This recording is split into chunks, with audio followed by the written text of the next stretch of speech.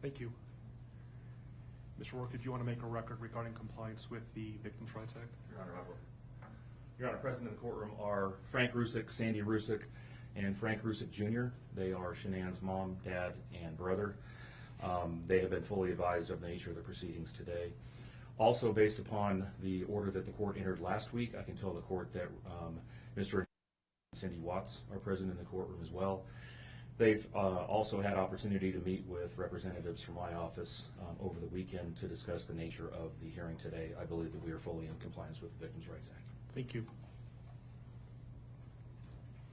So what I would like to do is explain the procedures that we're going to use regarding the sentencing hearing. Let me first say that I realize that the sentencing hearing is emotional for many of us. And I expect that your behavior in the courtroom, both in this courtroom and the overflow courtroom, is appropriate. If the court determines that your demeanor and behavior while in the courtroom during the hearing is not appropriate, I have advised the deputies that I will be asking you to be escorted out of the courtroom. So please be mindful of your demeanor during the sentencing hearing.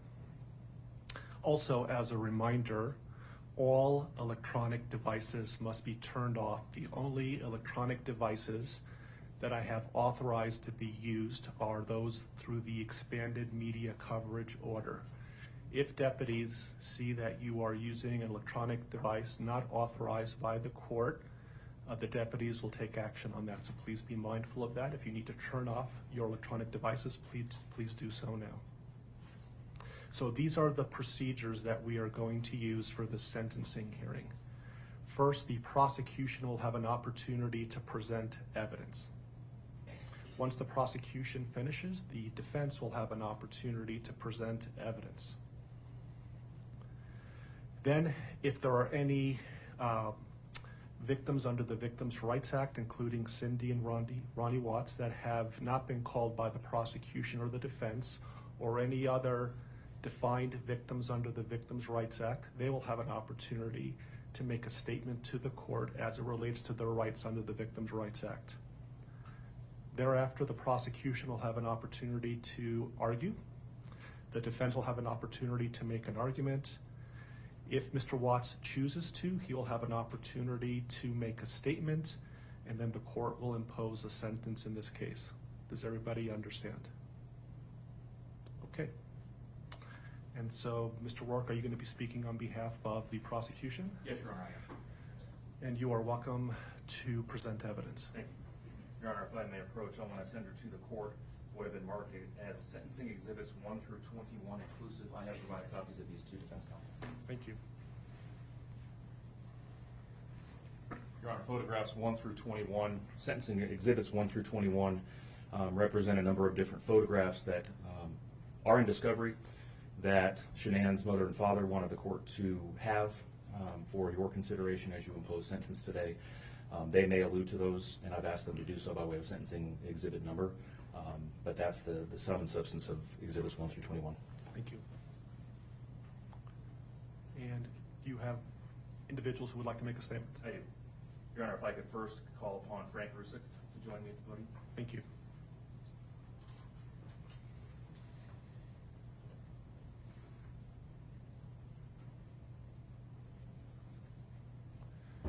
Good morning, Mr. Rusick. Good morning.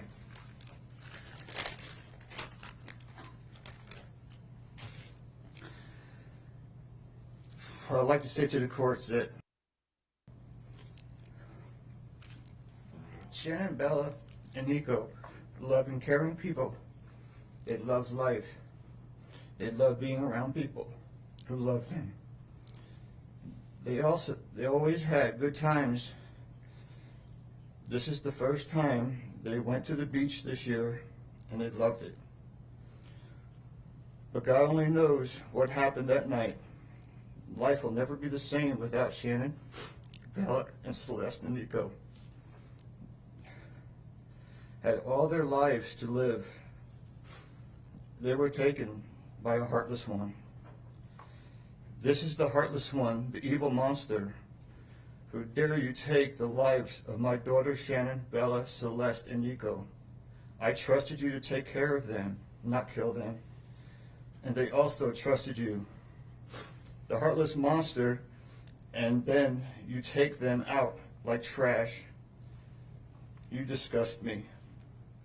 They were loving and caring people. You may have taken their bodies from me, but you will never take the love they had from me. They loved us more than you will ever know, because you don't know what love is. Because if you did, you would not have killed them. You monster, thought you would get away with this. I don't know how. The cameras do not lie. You carry them out like trash of the house. Yes, I seen the videotape. You buried my daughter Shanann and Nico in a shallow grave, and then you put Bella and Celeste in huge containers of crude oil. You heartless monster. You have to live with this vision every day of your life, and I hope you see that every time you close your eyes at night. Oh, I forgot. You have no heart or feelings or love. Let me tell you something. I will think of them every day of my life, and I love them every day of my life. Prison is too good for you. This is hard to say, but may God have mercy on your soul. I hope you enjoy your new life. It's nothing like the one you had out here. May the courts have no mercy on you. It's hard every day. It hurts in so many ways. I have heard people say that you're not a monster. No, you are not. You're an evil monster. Thank you. Love you, Shanann, Bella, and Nico. Love you, Pop and Dad. And one other thing. And Shanann says she is super excited for justice today. Thank you, Your Honor. Thank you, sir.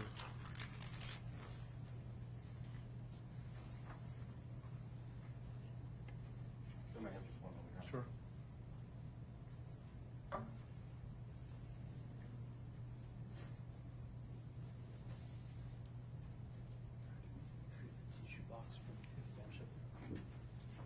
Your Honor, Frankie Rusick Jr., he has asked me to read his statement for him, but he would like to stand with me, if that's okay. Of course. Sir, if I can just have you state your name for the record. Frankie Rusick Jr. Thank you for being here. Your Honor, the past 3 months I barely slept because I've been going through a lot of different emotions because I did not see this coming. You went from being my brother, my sister's protector, one of the most loved people in my family, to someone I will spend the rest of my life trying to understand. What gave you the right to put your hands on a woman, let alone my best friend, my beloved sister, your daughters, and your son? Why weren't they enough for you? In the blink of an eye, you took away my whole world, the people that mattered to me the most. Everything in my life I loved, your children. They trusted you. They loved you. They looked up to you because you promised to keep them safe. Instead, you turned on your family. My blood is boiling as I write these last words because they are the last you will ever hear from me. I can't even think of the right words to describe the betrayal and the hate I feel. And to be honest, you aren't even worth the time and effort it takes to put my pen to this paper. There isn't a day that goes by that I don't cry for my family. They were my whole world. All I do is ask myself why. Why would you do this? You don't deserve to be called a man. What kind of person slaughters the people that love them the most? Did you really think you would get away with this? Did you really think that this was your best option, to throw away your family like they were garbage?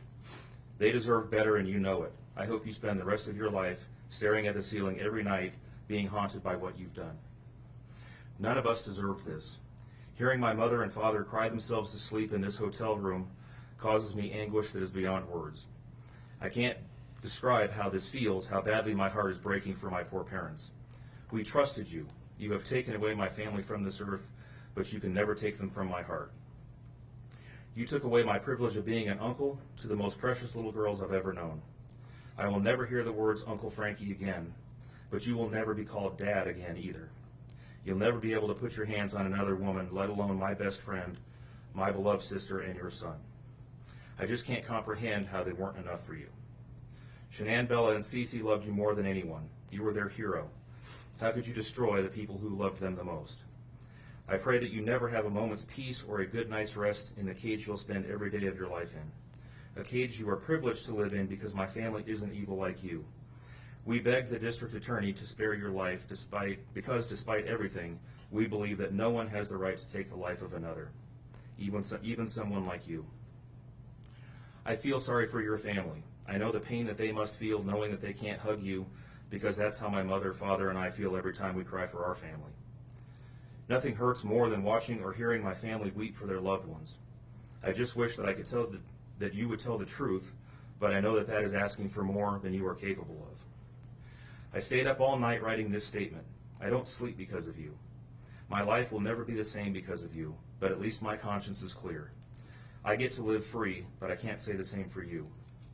I haven't slept in 2 days because I've been anxiously waiting for this moment, the moment I get to tell you how I feel, how this has affected my family and I. My family and I can finally grieve after today. If anything, we will come out of this stronger today than we were before, and we will continue to pray for your family. Sincerely, Frankie Rusick. Thank you, Mr. Russo.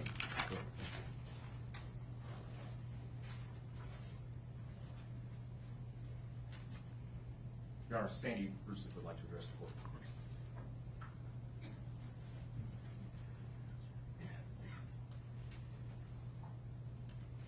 Good morning. Good morning, Your Honor. Thank you for this moment. If I could just have you just identify yourself for the record. My name is Sandra Rusak, Shannon's mother. Thank you. I wanted to say thank you for this moment. I want to take a moment to thank everyone who has prayed for our beloved family, who has sent gifts, cards to us from all over the world. I know God will put the evil people where they need to be.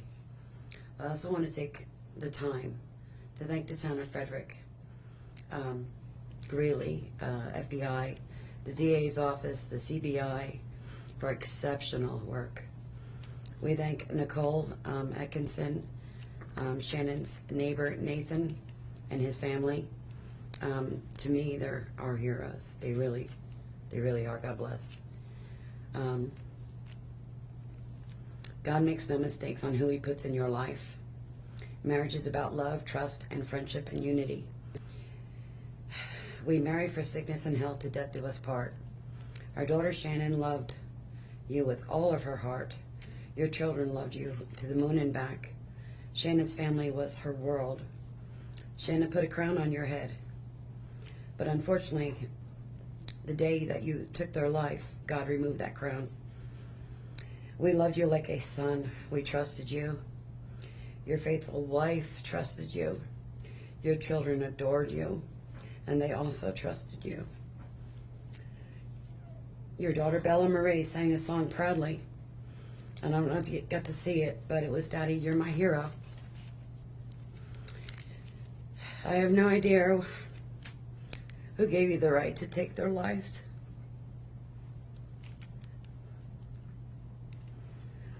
But I know God and His mighty angels were there at that moment to bring them home to paradise. God gives us free will. So not only did you take the family of four, your family of four, you took your own life. I want the world to know that our daughter and her children were so loved by us. There will always be protected by God and His mighty angels. I didn't want death for you because that's not my right. Your life is between you and God now, and I pray that He has mercy for you. From Shannon's mother, Bella Marie, Celeste, Catherine, and Nico Lee's Nana. Thank you, Your Honor.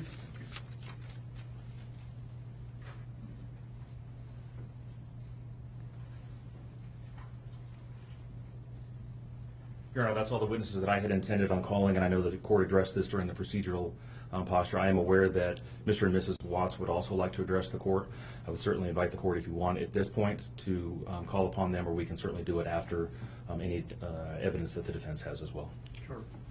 Does Cindy or Ronnie Watts wish to make a statement under the Victims' Rights Amendment?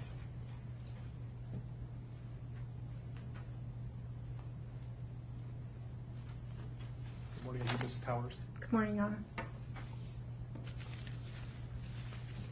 And if I can have you folks introduce introduce yourself for the record. I'm Cindy Watts. Ron Watson. Thank you. And I have authorized you to make a statement to the court as paternal grandparents of the children.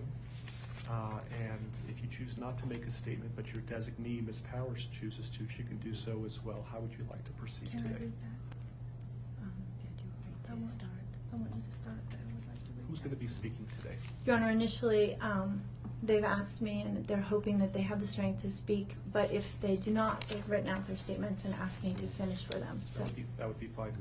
Who would like to go first? if I could start, Your Honor. On behalf of the Watts, Your Honor, and to the community, we thank you for the opportunity and the recognition under the Victim Bill of Rights. We come today as the grandparents and the parent of the daughter and children whose life was taken in this case. We are not here to ask for leniency. We are not in any way condoning or tolerating the crime that has occurred and the pain that has been caused.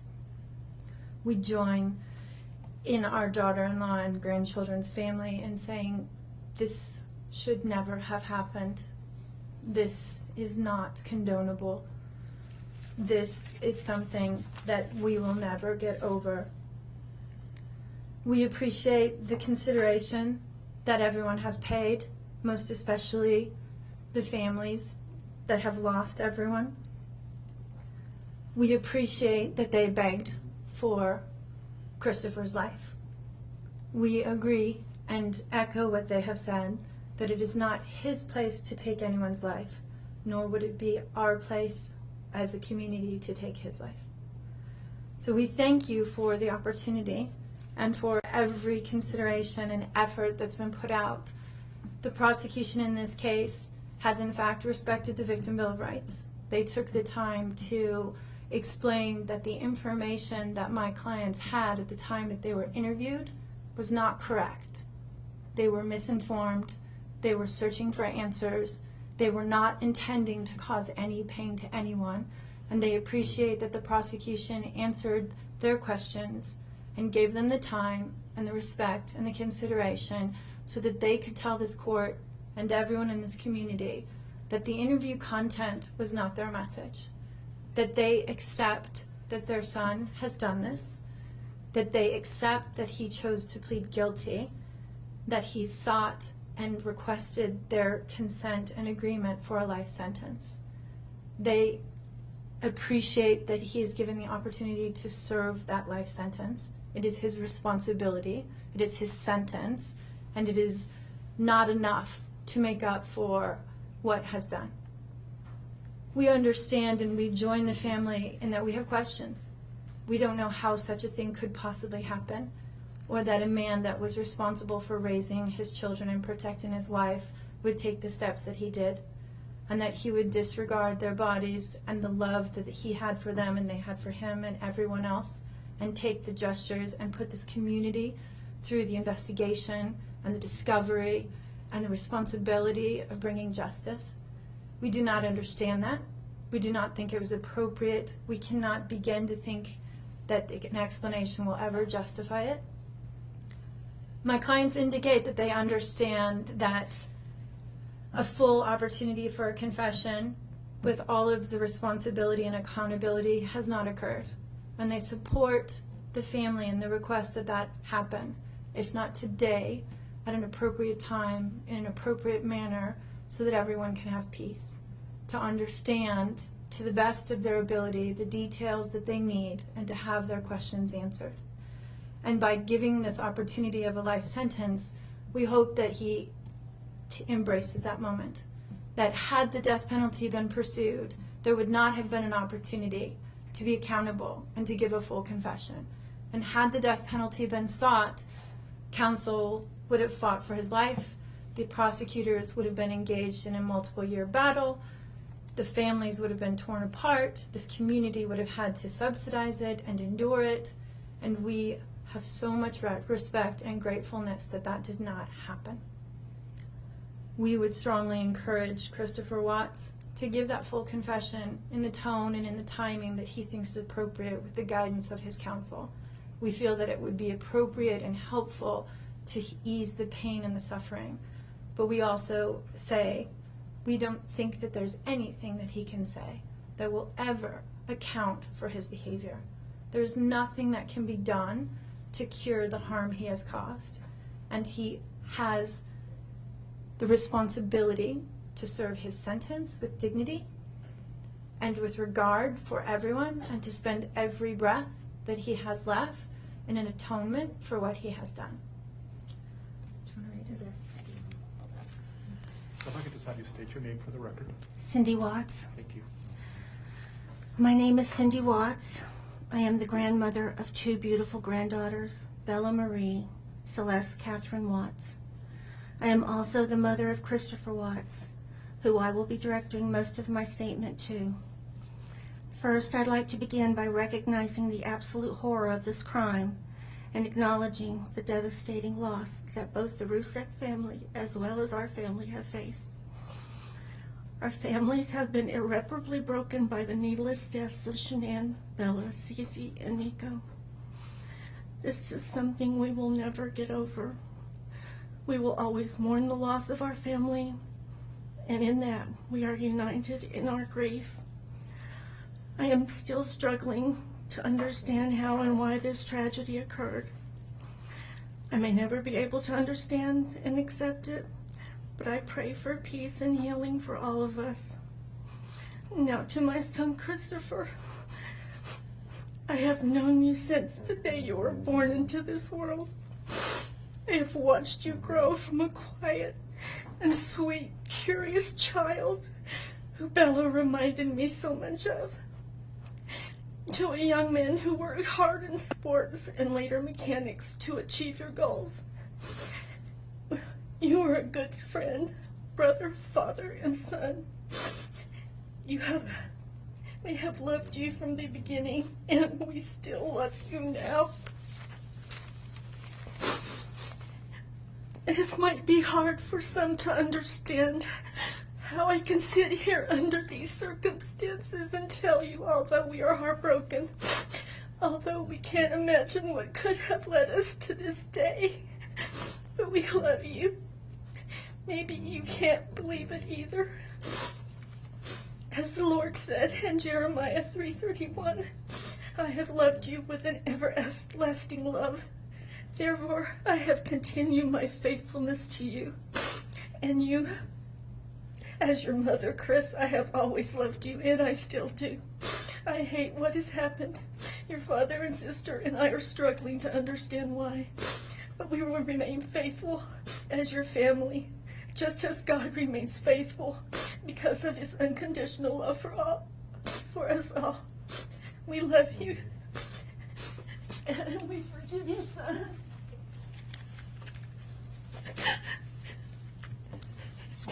Thank you. Judge, if I could read Mr. Watts' statement. Yes. My name is Ronnie Watts, and I am the grandfather of Bella, Celeste, Nico Watts, and I am the father of Shanann. I am the father of Christopher Watts as well. And one of the most important things I've done in my life is to raise my children and to watch as they started their own families. I spent many years coaching Little League and talking to my son, taking him to the races, and sharing my love and knowledge of cars with him. He was just as involved with his girls. I believe he loves his girls. I know he does. This tragedy has impacted my family in so many ways. Beyond losing my precious grandchildren, our beloved daughter-in-law, we are forced to question everything. We still don't have all the answers, and I hope one day, Christopher, you can help us. Chris, I want to talk to you as a father and son. You are here today accepting responsibility, but I want to tell you this now. I love you. Nothing will ever change that, and I want you to find peace, and today is your first step. The Bible says if we confess our sins, God is faithful and just and will forgive us. Chris, I forgive you, and your sister forgives you, and we will never abandon you, and we love you. Dad. Judge, thank you for the opportunity to address the court.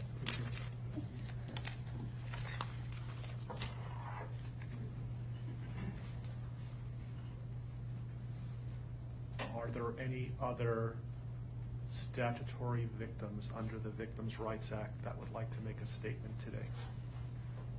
Your Honor, I am not aware of any. For the record, nobody is raising their hand. Mr. Walsh, would you like to present any evidence? We have no evidence, Your Honor. Thank you. Mr. Walker, is there any statements you would like to make on behalf of the prosecution? Yes, please.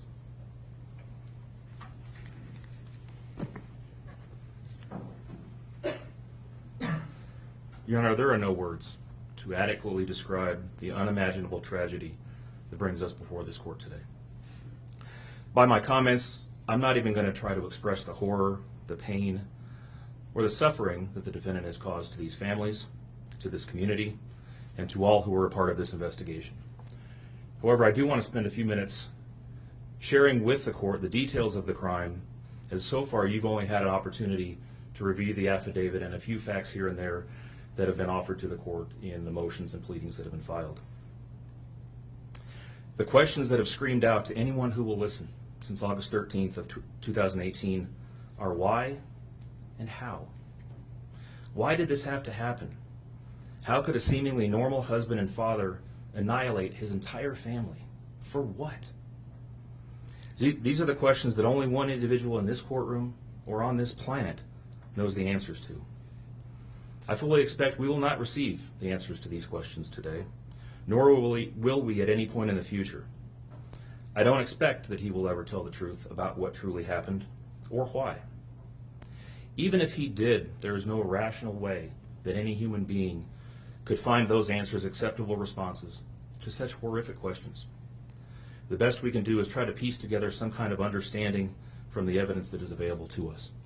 And the evidence tells us this: the defendant coldly and deliberately ended 4 lives, not in a fit of rage, not by way of accident, but in a calculated and sickening manner. Shanann was 34 years old. She had married the defendant in November of 2012. Over the weekend leading up to August 13th, she had been at a work conference in Phoenix, Arizona, and returned home in the early morning hours of August 13th. We know that she got home about 1:45 in the morning. The doorbell camera on their home shows her arriving back home from the airport. Shortly thereafter, at least according to the defendant, they had what he referred to as an emotional conversation about the state of their marriage and about what their lives would look like going forward. What was said during that emotional conversation, only he knows. What we do know is that shortly after that, the defendant strangled her to death with his own hands. We know that he slowly took her life the morning of August 13th. We know that this was not done in an uncontrolled, vengeful manner that he tried to describe to agents from CBI and the FBI. If that were the case, you would expect to see vicious, horrible bruising about her neck, shoulders, and face. You would expect to see the hyoid bone in her neck broken. You would expect to see some kind of defensive wounds on his body as she struggled and fought for her own life. None of those are present. The only injuries that were on Shanann's body were one set of finger or bruising, what appeared to be fingernail or finger mark bruising to the right side of her neck. We know that our experts will tell us that it takes 2 to 4 minutes to strangle someone to death manually with their own hands. The horror that she felt as the man that she loved wrapped his hands around her throat and choked the life out of her must have been unimaginable. Even worse, what must Bella, age 4, and Celeste, age 3, must have experienced or thought as their father, the one man on this planet who was supposed to nurture and protect them, was snuffing out their lives. They both died from smothering. Let me say that again. The man seated to my right smothered his daughters. Why? Imagine the horror in Bella's mind as her father took her last breaths away. Your Honor, understand very clearly, Bella fought back for her life.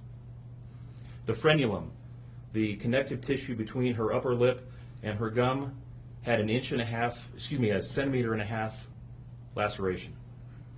She bit her tongue multiple times before she died.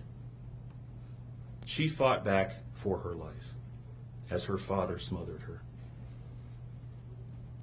Celeste had no such injuries. In fact, she had no external injuries at all. But according to the medical examiner, she was smothered nonetheless. The defendant then methodically and calmly loaded their bodies into his work truck, not in a hasty or disorganized way. He was seen from the neighbor's doorbell camera backing his truck into the driveway, going back and forth into the house and back out to the truck 3 different times, 1 time for each of their bodies. He then drove them away from their family home 1 final time, intent on hiding any evidence of the crimes that he had just committed. In 1 final sign of callousness for his wife, his daughters, and their unborn son, and their remains, he drove them to a location that he thought no one would ever find them, to one of the oil tank batteries with which he was so familiar. He knew this was safe. He had texted a coworker the night before saying, "I'll head out to that site. I'll take care of it."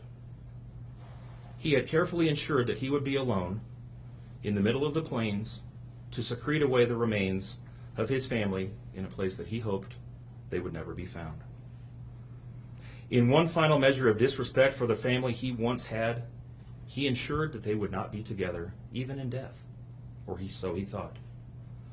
He disposed of them in different locations. He buried Shanann and Nico in a shallow grave away from the oil tanks. Bella and Celeste were thrown away in the oil tanks at this facility. Different tanks, so these little girls wouldn't be together in death. Imagine this, Your Honor. This defendant took those little girls and put them through a hatch at the top of an oil tank, 8 inches in diameter. Bella had scratches on her left buttocks from being shoved through this hole. A tuft of blonde hair was found on the edge of one of these hatches. The defendant told investigators that Bella's tank seemed emptier than CC's because of the sound that the splashes made. These were his daughters. Significantly, when his coworkers arrived at the tank battery later that morning, to a person, they all described him as acting completely normally. It was a normal workday, even while his daughters sank in the oil and water not far away from him. And then his efforts at deception truly began. We've all seen the emotionless interviews that the defendant gives to the local media asking for help in locating his family. We watched as he claimed that the house was empty without them, and that he hoped that they were somewhere safe, and that he just wanted them to come home. He told investigators that they were at home sleeping when he left for work that morning, and that Shanann had told him that she was taking the girls to a friend's house for the day. What is striking about this case, Your Honor, beyond the horrors that I've already described to you, is the number of collateral victims that he created by his actions. While he stood in front of TV cameras asking for the safe return of his family, scores of law enforcement officers, neighbors, friends, and family scoured the area, fretted for their safe return. They texted him begging for any information and sending him their best wishes, all the while he hid what he had done. The list of indirect victims does not end there. Think of the firefighters and the Colorado State Patrol hazmat experts who had to don protective suits and who were called upon to pull Bella and Celeste out of those oil tanks. Or the coroner employees who had to conduct these autopsies. Or the victim assistants who frantically attempted to ease the suffering of those affected. all of this, Your Honor, for what? Why? Why did this have to happen? His motive was simple, Your Honor. He had a desire for a fresh start, to begin a relationship with a new love that overpowered all decency and feelings for his wife, his daughters, and unborn son. While Shanann texted the defendant over and over again in the days and weeks leading up to her death, attempting to save her marriage, the defendant secreted pictures of his girlfriend into his phone and searched and texted her at all hours of the night. While Shanann sent the defendant self-help and relationship counseling books, one of which, ironically enough, was thrown in the garbage, he was searching the internet for secluded vacation spots to take his new love in researching jewelry. And while Shanann took the girls to visit family in North Carolina, the defendant went to car museums and the sand dunes with his new girlfriend. The stark contrast between the subjects of their internet and text content is absolutely stunning. Even the morning after he killed them and disposed of their bodies, he made several phone calls. One was to the school where the girls were supposed to start, telling the school that the girls would not be coming to school anymore, that they were being unenrolled, presumably to give him some more time before law enforcement notification about them going missing. He contacted a realtor to start discussing the selling of his house, and he texted with his girlfriend about their future. None of this answers the questions of why, however. If he was this happy and wanted a new start, get a divorce. You don't annihilate your family and throw them away like garbage. Why did Nico, Celeste, Bella, and Shanann have to lose their lives in order for him to get what he wanted? Your Honor, justice demands the maximum sentence under the agreement reached by the parties. As you will recall, the agreement calls for life sentences as to Shanann, Bella, and Celeste, and all of those to run consecutively to one another.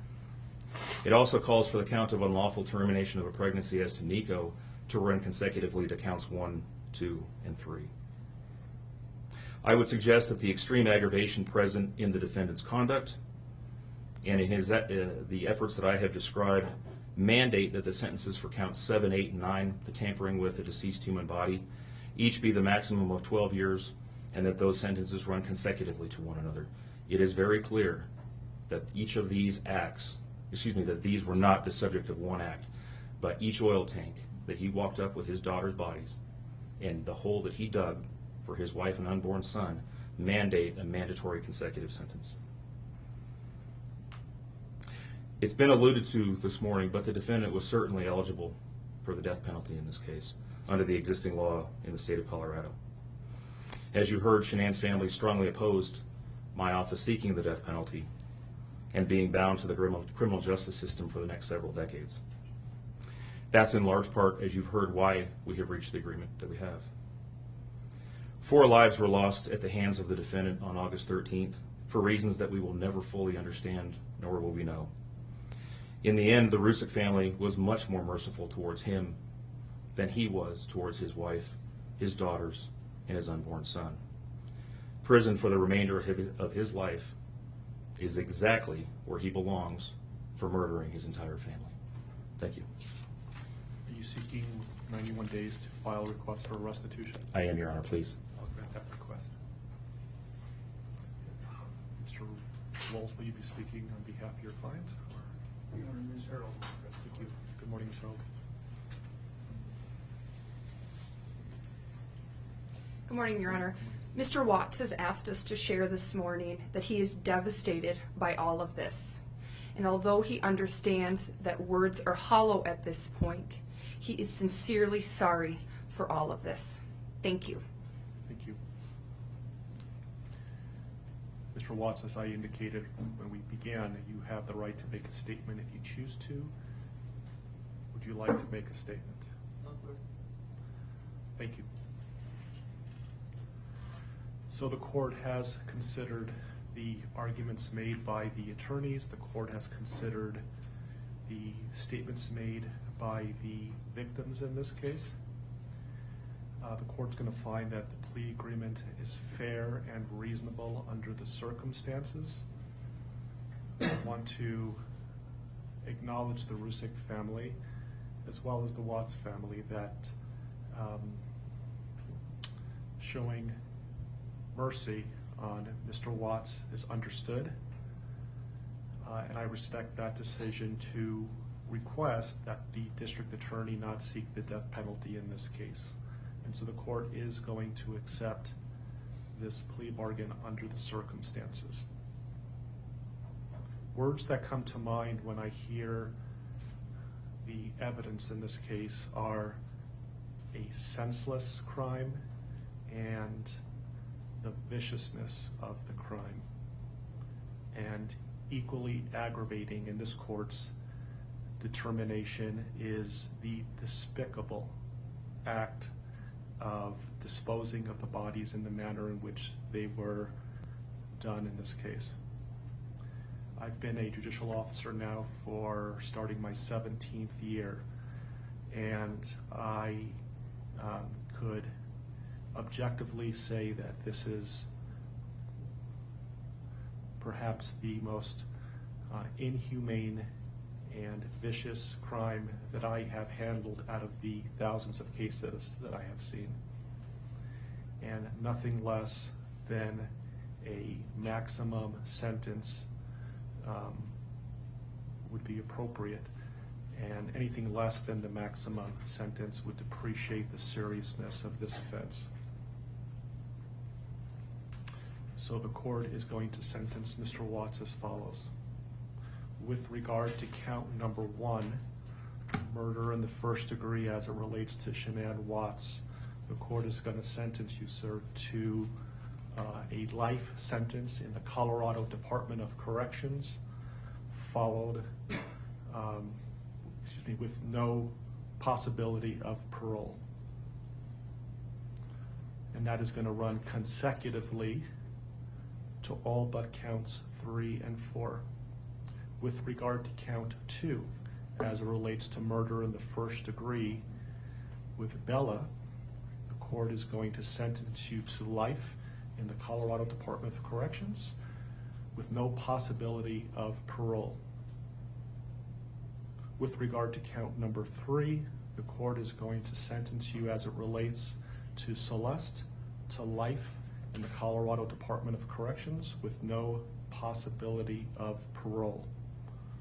With regard to counts 4 and 5 relating to Bella and Celeste as a different theory of first-degree murder, the court is going to sentence you to life in the Colorado Department of Corrections, and legally those sentences must run concurrently as a different theory of first-degree murder.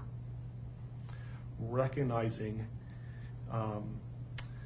the unlawful termination of pregnancy for the unborn child that has been named Nico, the court absolutely believes that the maximum sentence of 48 years would be appropriate to run consecutive to the other charges, with an additional mandatory parole period of 3 years as set forth by statute. With regard to count number 7, as it relates to tampering with a deceased body, as well as counts 8 and 9, each a class 3 felony, the court is going to impose a maximum sentence of 12 years each for those counts to run consecutively to the other counts. The court is going to order that the statutory fees be paid and court costs. The court's going to grant the prosecution 91 days to file a notice of restitution, and that will be the sentence of the court. We will shortly be in recess. I would respectfully ask the parties that you remain in your seat. There is a plan by the deputies on allowing people to exit the courtroom, so please remain seated until you are authorized to leave the courtroom based on the direction of the deputies. Deputies, I would respectfully ask that you take this defendant into custody and have him serve the rest of his life in the Department of Corrections. We are in recess.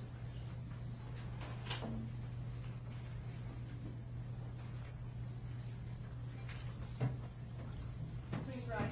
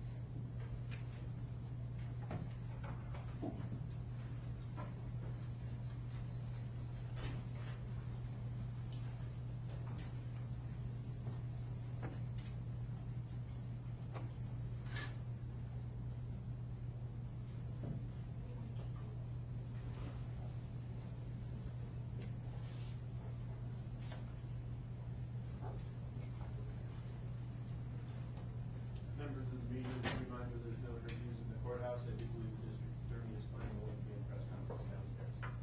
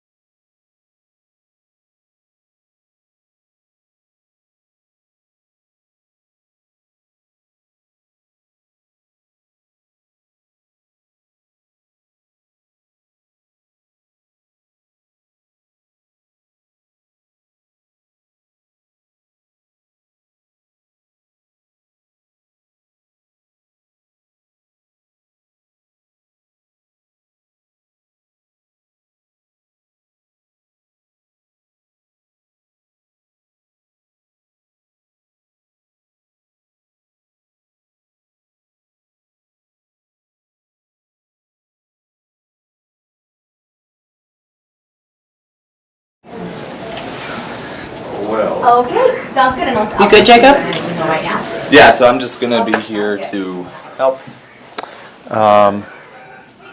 Yes, Melanie. Uno, dos, tres, cuatro, cinco, cinco, seis. 1, 2, 3, 4, 5, 6, 7, 8. Could you give him a mic check, please? Testing. 1, 2, 3, 4, 5, 6. Cat and man on the screen. All right. I am unable to. Being Walt's there. So slow. There we go.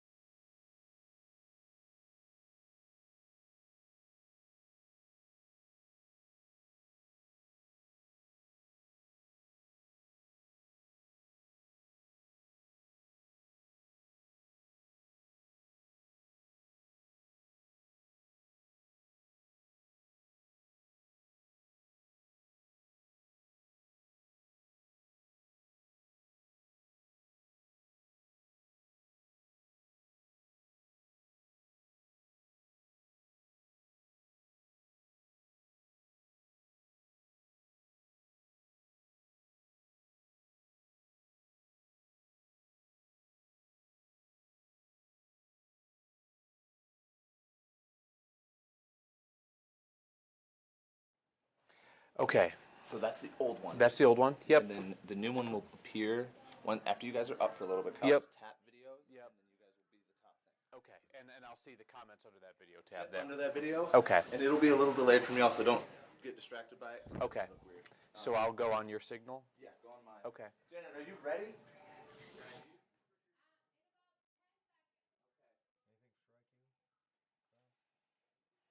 just wonder how, if there's any satisfaction for the families. You really do. You know, it's just, I don't know.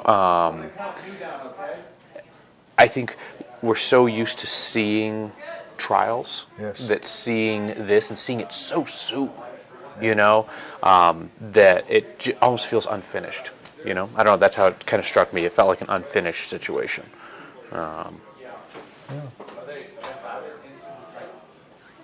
Which is in some ways the opposite of my legal perspective. So that'd be good to talk about. Well, and obviously this is how most cases end, but we don't see those. Yeah. You know, that's not where our fascination tends to be. We're ready to go. So 5, 3, 2, 1, and go. Thank you for joining us, Kyle Clark, alongside 9 News legal expert Scott Robinson for some perspective on today's sentencing of Chris Watts. As expected, Scott, he gets life in prison without the possibility of parole for killing his pregnant wife, Shanann Watts, and their daughters, Celeste and Bella. A relatively short hearing, less than an hour. Did anything surprise you this morning? Well, the lack of drama, of course, with all the run-up to this, about his mother encouraging him to withdraw his plea and expressing doubts. It certainly appeared from her comments that she has now accepted that her son murdered the 2 daughters, the wife and the unborn son. So, You saw his mother come up there during the sentencing when she made her statement, and correct me if I'm wrong, the only reason that she was allowed to speak is because she was related to the victims. right. Okay, so she gets up to speak and basically walks back what we saw her say in TV interviews where she questioned the plea, questioned whether he really killed the girls, and it sounded to me like there might have been some outreach from the prosecution to her to kind of give her some information. There must have been. I think giving Watts' mother the details of what happened went a long way towards changing her tune. And you can't blame her as a mother. How could you believe that the son you raised could do such monstrous acts? Yeah. But that's clearly what happened. She learned what really transpired, and with no effective rebuttal from her son, it appears that she finally accepted the actual fact, which is that horrendous crime committed by her son that will leave two families broken irreparably, in her words. Want to invite people to pass along any comments that you have on today's events, today's sentencing, any questions that you have that Scott might be able to answer. We'll get them answered for you right here on Facebook as we talk about today's sentencing of Christopher Watts for the killing of his family. This happened fast. Yes. I mean, faster than I've seen in a case like this. Why do you suppose that the deal came together so quickly? It's really clear that the family of Shanann Watts was the moving factor. They're what made this happen. They pressured the prosecutor, and everybody admitted, to not seek the death penalty. And the evidence against the defendant, Christopher Watts, was so utterly overwhelming that his lawyers had just one goal.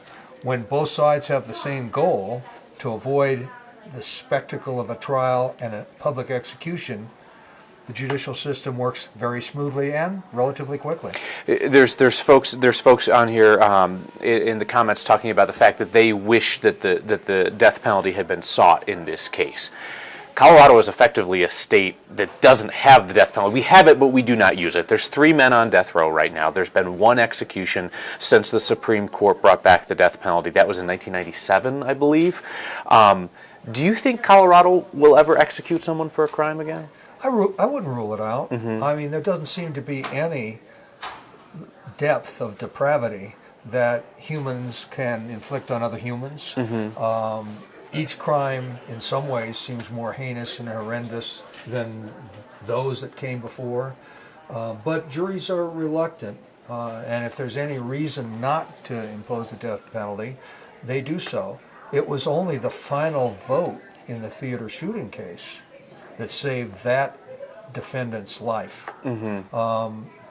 Basically the last chance a juror had to examine your conscience. So I wouldn't rule it out, but modern juries are reluctant to vote for the death penalty here in Colorado, and that's something the prosecution also had to consider. Yeah, and we saw that in the Farrow's bar killing case as well. That was a Denver case where they sought the death penalty and did not get it from a jury. So feel free to weigh in with any questions or comments that you have, and I'll pass them to Scott here to talk about that. And Ken Sturman saying if Colorado has the death penalty, they need to use it. It makes no sense to me to have it and not use it in these cases. Bear in mind, so we have a governor, Governor Hickenlooper, who refused to allow Nathan Dunlap to be executed on his watch, punted it to the next governor. And the governor-elect coming in, Jared Polis, has said that he would welcome a death penalty repeal bill should the Democratic legislature bring it to him. They'll control both sides of the legislature in this coming session, so it's quite possible that we could be looking at a death penalty repeal.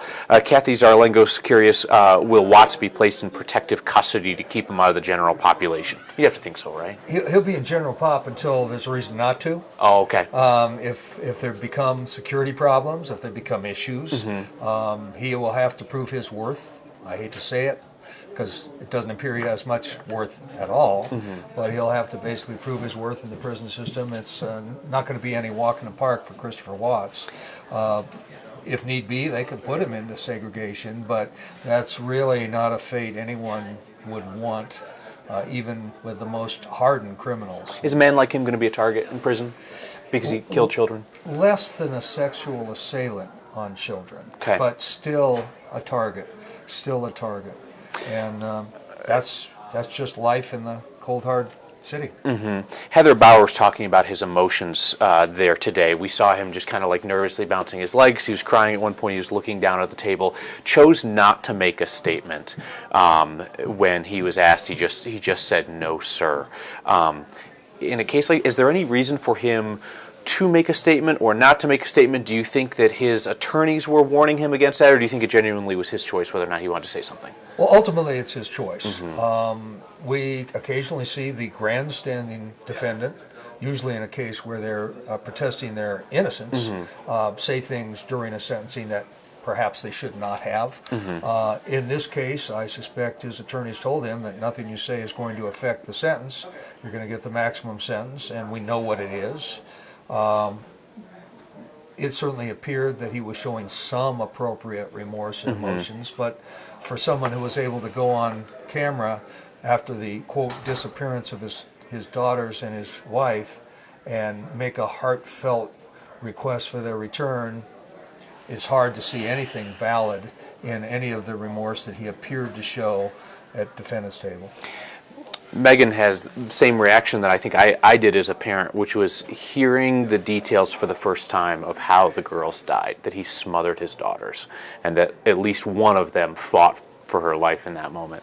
That was the toughest part for me to hear today. And going in, we didn't know what details we would find out. Why do you think that Michael Rourke, the district attorney, chose to reveal some of those details today? The prosecutor realized that there are members of the public who wanted to know more. After all, that story was floated that it was Shanann that killed the daughters and that he killed his wife in a fit of rage because of her act in murdering his children. I think that was the main reason that those details were provided, not to shock, not to make it newsworthy, but rather to let members of the public know that once again, Christopher Watts did not tell the truth, and that he did engage in a calculated series of criminal acts, killing his family.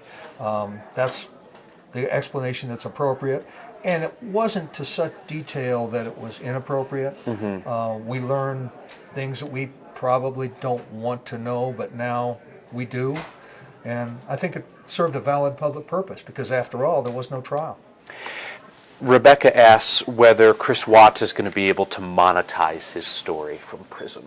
Will he be able to sell his story, make money off of it? In theory, I guess. In theory. Again, when we go back to the depths of human depravity, there seems to be no depth of human depravity when it comes to telling stories for profit. But there is a restitution order that will enter on motion, and while that doesn't really recognize the value of human life, it's really a dollars and cents out-of-pocket loss situation. At least in theory, the heirs, which are the two mother and father of Shanann, could sue for wrongful death and make sure that any profit be short-lived. East Drain is talking about something that we heard the prosecutors talk about today, which is just the cold calculation that they say Chris Watts engaged in after he killed his family.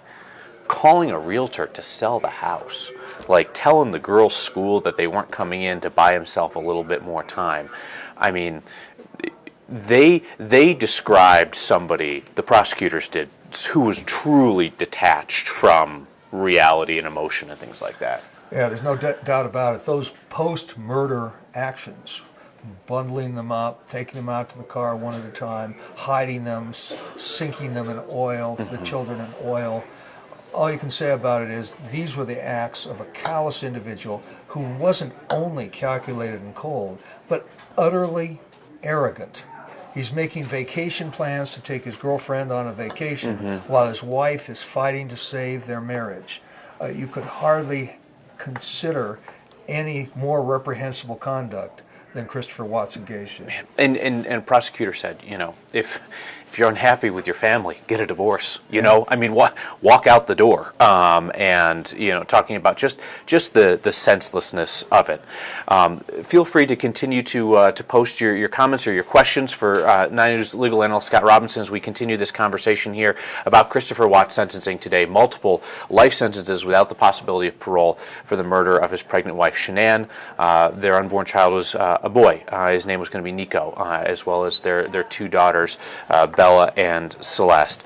So yes, Susan was just asking again about the sentence. Life in prison without parole. Sometimes you'll see in situations like this, or maybe this is just my perception of what I see on TV, judges that will make some grand statement at sentencing or will do something with the sentencing that's an attention grabber. Judge Kopko in this case seemed to just kind of perfunctorily go through the motions of this, but he did say that in his 17 years as a judicial official that this was a crime beyond any other that he'd seen. Yeah, the judge acted judicially, professionally, appropriately, and I have to say I join in that. I have seen crimes beyond reproach. We covered the Oklahoma City bombings, the horrendous acts. But in terms of person-on-person, face-to-face violence, in over 45 years of being a lawyer, this is the worst. And part of it is what you pointed out. We're parents. Yeah. While my daughters are grown, you never forget what they were like as children. And the idea that you could snuff out the life of a 4-year-old and a 3-year-old Yeah. and then throw them away like trash, it's just mind-boggling. Yeah. So continuing to read some of the comments here, so J.S. McHaggis is talking about Watts' girlfriend, who was referenced in court today. She gave an interview to the Denver Post in which she said that that he had told her that he was getting a divorce, finishing up a divorce, had these girls, everything else, and what she told the Denver Post is that his behavior following the killings was bizarre in the sense that he just, yes, my family's missing, but kept trying to change the subject, and you just think, like, what was his game plan? I mean, what was his actual plan? I mean, it sounds like this is somebody who really did think he was going to get away with this. Absolutely. As I indicated earlier, arrogance is the word that comes to mind. Yeah. This is common with sociopaths. They live in their own world. Everyone around them is a supporting cast member to be disposed of at will. And the idea that you could go on with life and get away with it and be so cruel to the families is just astonishing. But I think that's why we have prisons. Mm-hmm. Kathy Jo Meisberger is curious about the difference between consecutive and concurrent in the sentences. So maybe we can get into that. It matters more in cases where you're obviously not dealing with a life sentence. But explain the difference. Well, a consecutive sentence means you serve sentences one after another. So if you've got 2 10-year consecutive sentences, you'd wind up doing 20 years in prison. A concurrent sentence is a sentence that runs at the same time. So if you had 2 10-year concurrent sentences, you would be eligible for parole at the expiration, depending on the type of case, either halfway in or 75% in a 10-year sentence.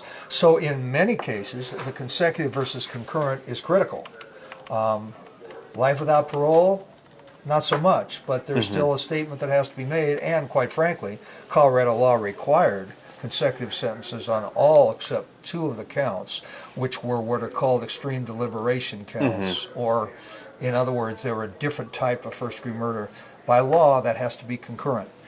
Here it doesn't matter, but in some cases, it's the difference between maybe seeing the light of day someday and never seeing the light of day. A couple of folks have asked about whether he will be transferred out of state, which is something that we've covered a bit on 9 News, the interstate compact that allows certain prisoners to be moved state to state.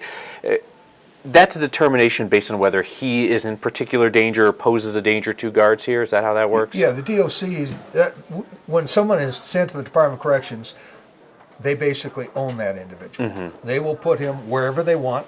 They're not going to pay attention to where his family lives or what he wants. They will put him where they feel he belongs. And quite frankly, it may wind up being out of state. You know, when we have inmate-on-inmate violence, it's not just the inmates that are affected. It's the personnel at the prison. And that's exactly why such measures are often taken with infamous defendants, because quite frankly, there are people in prison who would view killing Christopher Watts as a mark on their holster, that they could mark that down as something good that they did, and they would actually get credibility in the prison system from killing another inmate. These are sick individuals, obviously, but that's what the prison has a lot of people who are, quite frankly, deranged and ill.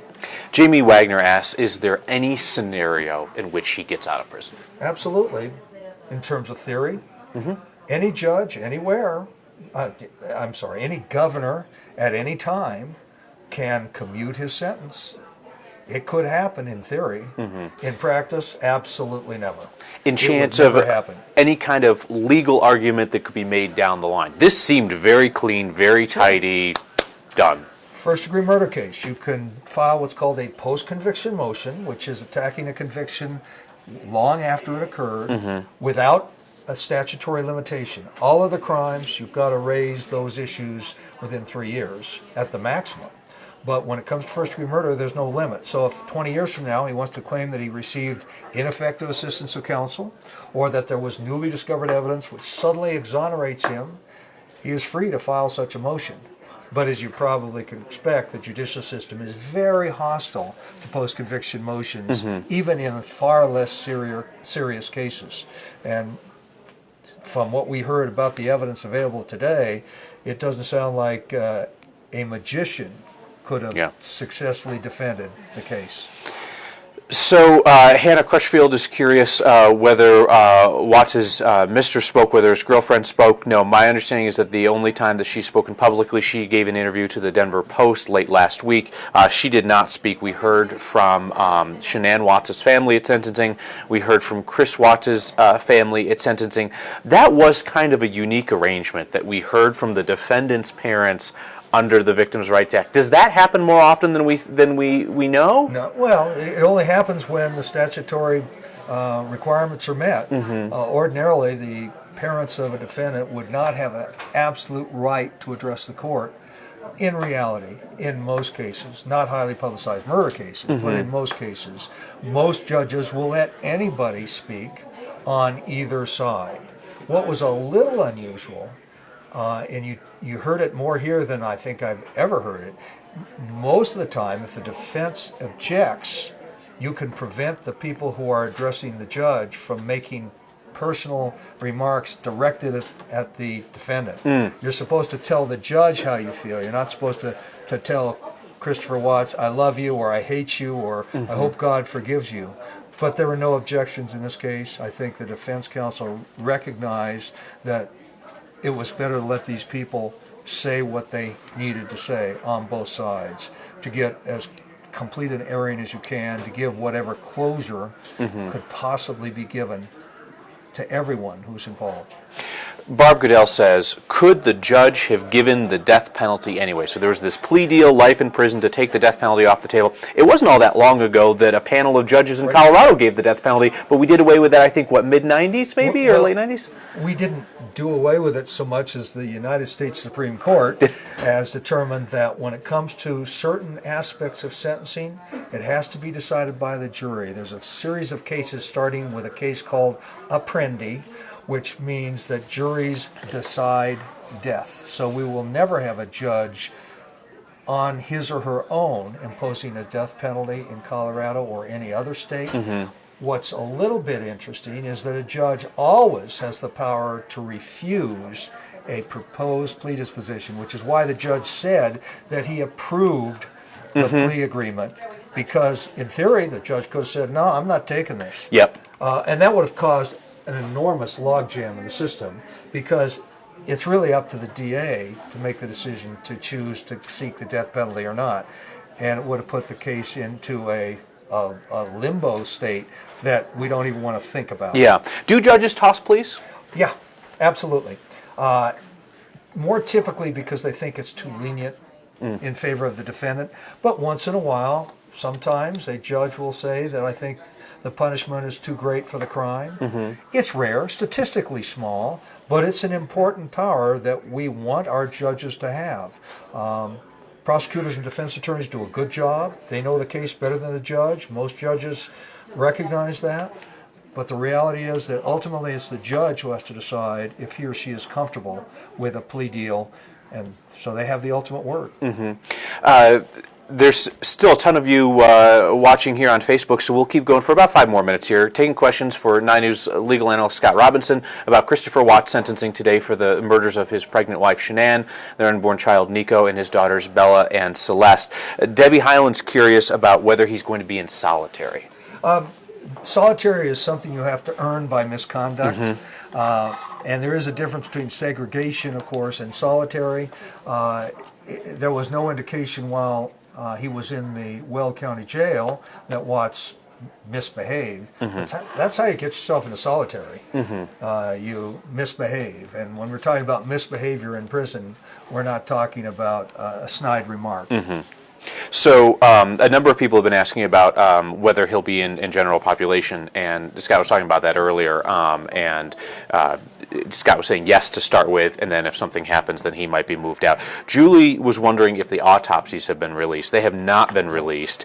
The judge, at one point, I know, did seal off some documents in the case. Yes, he did. What happens now that we have a sentencing? Well, now that we have a plea and sentencing, there doesn't appear to be any overwhelming reason why anything should be sealed. You know, we believe in the right of the free press, and it's really difficult to see how keeping the autopsy sealed now, when there's been an uncontradicted admission of guilt, serves any purpose. But I, for one, would probably not read them. Yeah. At this point, you know, this is as good an outcome as you can get if what we want is a justice system that works efficiently and that actually metes out justice.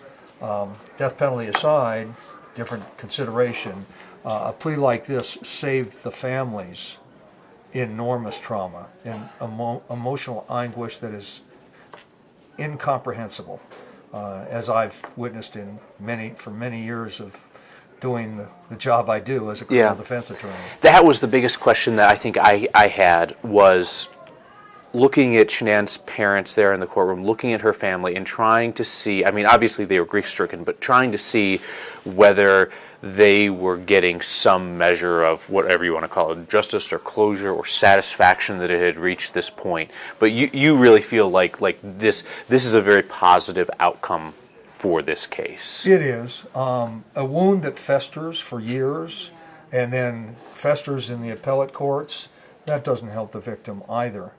On the other hand, you need a defendant who is willing to plead guilty and take the punishment. That's what the resolution's all about. I don't give Watts credit for anything, but he certainly has saved the families at least a measure of suffering they won't have to go through.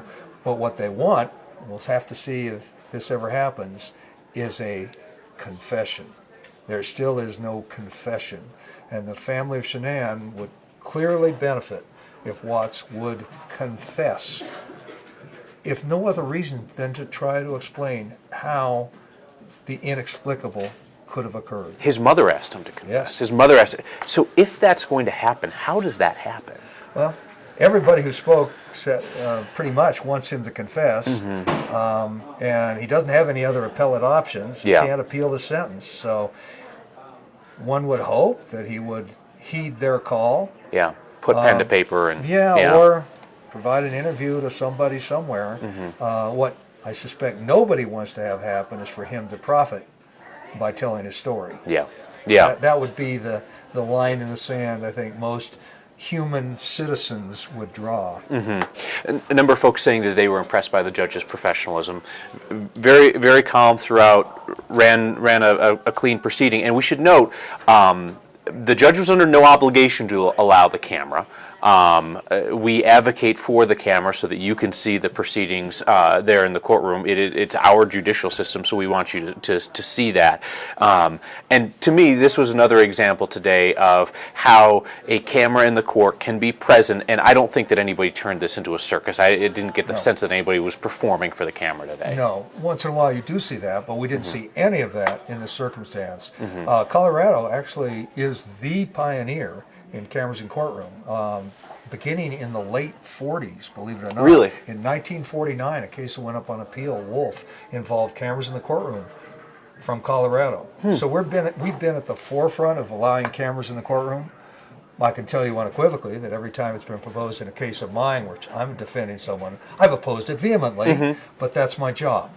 As a citizen, I think the expanded media coverage order is appropriate, and this case shows that it can really help expose members of the public to how the judicial system can work. I'm going to flag our web folks to just let them know that we are wrapping this thing up here.